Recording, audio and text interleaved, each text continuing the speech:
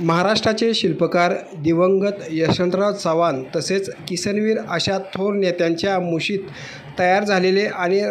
राज्याच्या राजकारण आणि समाजकारणावर आपल्या